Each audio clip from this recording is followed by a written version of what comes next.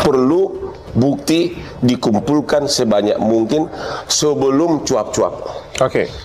Memang di dalam Undang-Undang ITE sudah ada peraturan pelaksananya, SK bersama Kapolri, Jaksa Agung sama Kominfo yang mengatakan bahwa bukan pencemaran nama baik kalau apa yang dipublikasikan adalah fakta kejadian sebenarnya. Oke. Makanya kalau memang mau ke arah sana, kumpulkan dulu bukti sebanyak mungkin agar kau bisa berdalih bahwa apa yang saya utarakan ini adalah fakta. Oke. Begitu toh. Hati-hati jika gugatan tidak sesuai dengan fakta. Bisa kena ancaman pidana penjara 4 tahun sesuai dengan pasal 317 ayat 1 KUHP. Barang siapa dengan sengaja mengajukan pengaduan atau pemberitahuan palsu kepada penguasa, baik secara tertulis maupun untuk dituliskan, tentang seseorang sehingga kehormatan atau nama baiknya terserang, diancam karena melakukan pengaduan fitnah dengan pidana penjara paling lama 4 tahun. Orang yang hobinya memfitnah ini biasanya besok dia itu akan dibalas oleh Allah Ta'ala, sama dia akan dipermalukan lebih. Jadi sebelum ngepost itu, apapun harusnya cari data yang akurat dulu. Selama 4 tahun berapa ODGJ yang saya rawat, berapa anak-anak yang saya rawat, berapa orang yang selama ini membutuhkan bantuan saya selalu ada. Jadi jangan dihitung 1 orang untuk orang yang tidak bisa melihat, atau 5 anak yang saat ini saya rawat. Satu hal yang harus dilihat bahwa kita yayasan mandiri yang tidak dibantu oleh siapapun, biaya pengasuh, biaya perawatan anak, sekolah anak, pendidikan anak, dan semuanya itu saya memakai uang pribadi saya. Sudah siap? Siap ini bagus ya. Lu jangan ngomong nanti menghindar ya. Kita siap. Awal itu juga pas yang dapat 35 juta itu nggak ada masalah. Cuma dia bilang gini sama Agus, Mas Agus, emang mata Mas Agus nih udah nggak bisa mau di dokter mana di dokter mana aja katanya gitu. Ya udah Mas Agus fokus aja ya ke RSCM dulu aja katanya gitu. Kenapa setelah itu udah dapat uang gede bisa menjadi timbul fitnah-fitnah, maksudnya yang kayak ya memberi kesimpulan menjelekan apalah ini kan gitu sih kok bisa jadi sampai ke sana gitu, tiba dapat yang gede kayak gini gitu. Terus tapi sudah pernah ditawarin untuk berobat ke luar negeri belum? Karena dia bilangnya akan bawa Mas Agus. Kalau itu ada sih di waktu itu pas diundang di tempat dia sih gitu. Pakai dana dari itu yang hasil donasi atau enggak? Pak. Kan Novi janjinya akan dikeluarkan jika mau ke rumah sakit mana aja gitu, Bang. Enggak sih, kalau Mbak Novi bilang sih khusus ke JC aja sih gitu. Oke.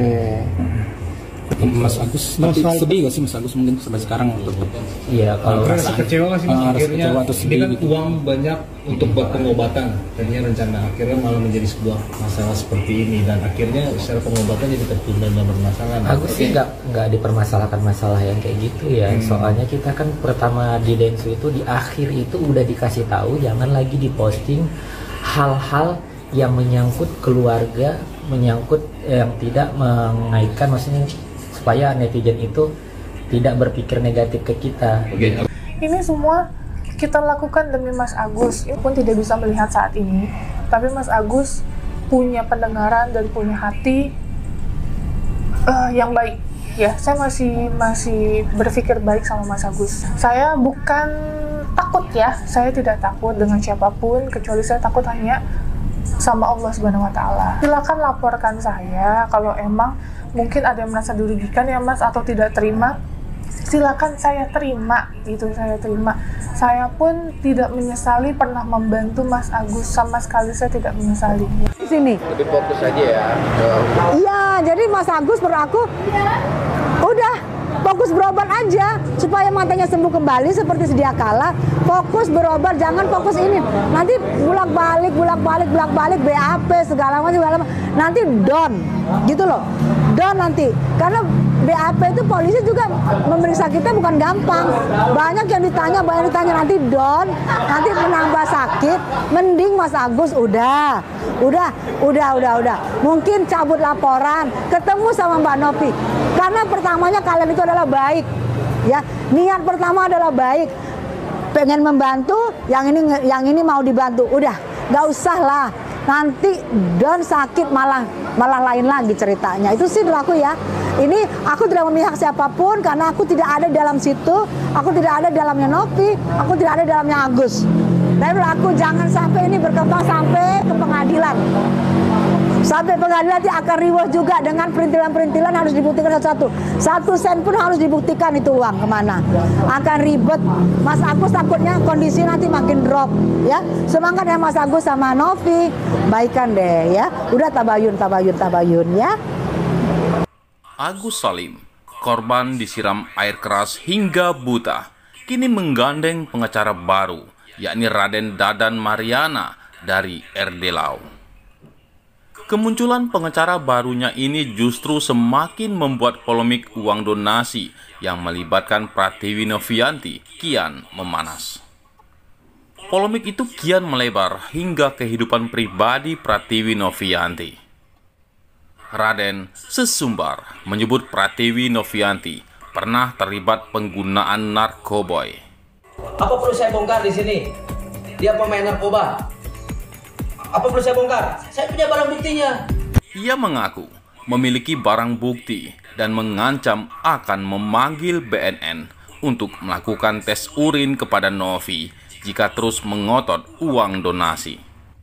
Meski demikian, Raden juga menegaskan bahwa jika Novi tidak terbukti memakai narkoboy, maka orang yang melaporkan kepada dirinya akan mempidanakannya.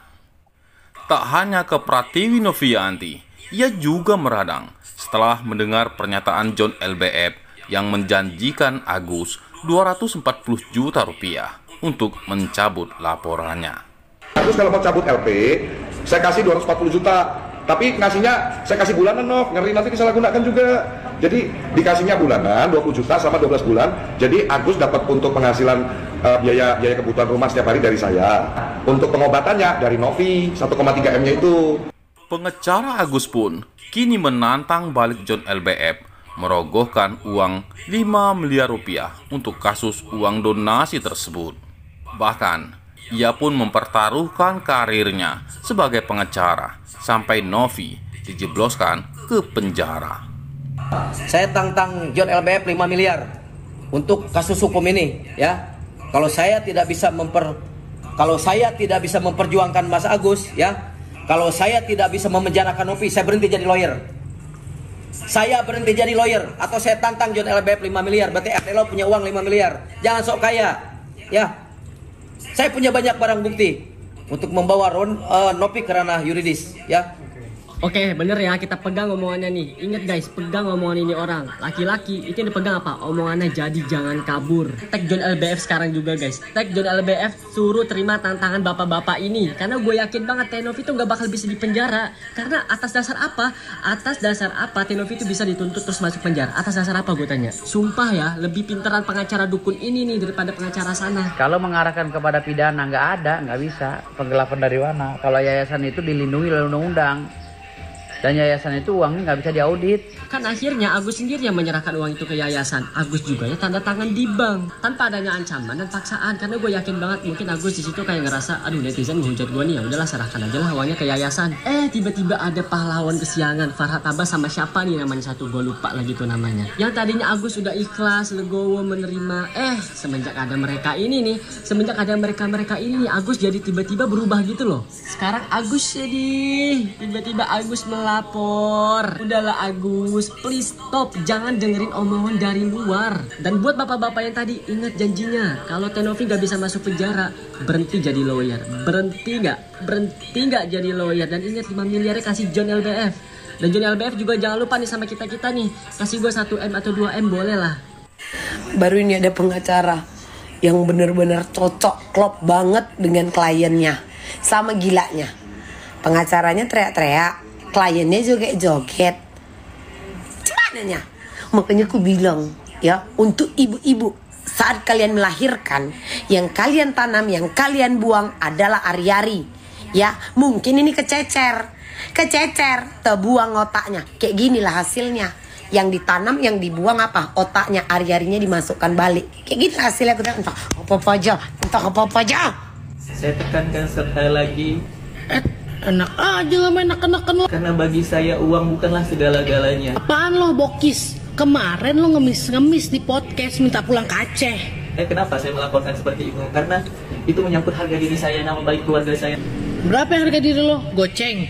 Nama lo se-Indonesia tuh udah jelek. Gimana rasanya? Saya dibilang cuma kesedihan. Iya ngaco lu ya. Kemarin lu bilang apaan? Aku sedih. Uang donasi. Saya juga itu. Air mata lo keluar dari leher. Mana ada? Tidak membenarkan gitu. Saya juga pernah gak saya meminta sama kalian? Iya, lo kagak minta, tapi lo mohon-mohon. Coba dari awal, apakah saya meminta? Kalian memberikan sama saya mohon sama kalian. Kalian memberikan? Ya kalian harus ikhlas juga apa yang terjadi gitu kan. Bacot lu, kagak tahu diri, udah dibantu, masih aja songong. Pantas aja lo disiram air keras, banyak karyawan yang lo putusin rezekinya. Menghancurkan saya, menghancurkan keluarga saya, menghancurkan istri saya. Itu sih. Berisik lo boti lo, lama-lama mulut lo yang gue siram air keras lo ya. Woi kau manusia makan puji, ya? Yang sudah dibantu, yang sudah ditolong. Minimal tahu terima kasih, walaupun tidak bisa kau balas, minimal kau tahu terima kasih. Jangan kau sok-sok dibantu, malahan kau koar-koar di luar seakan-akan kau terzolimi. Makang puji ngana, salam gigi 1 dari kota Palu.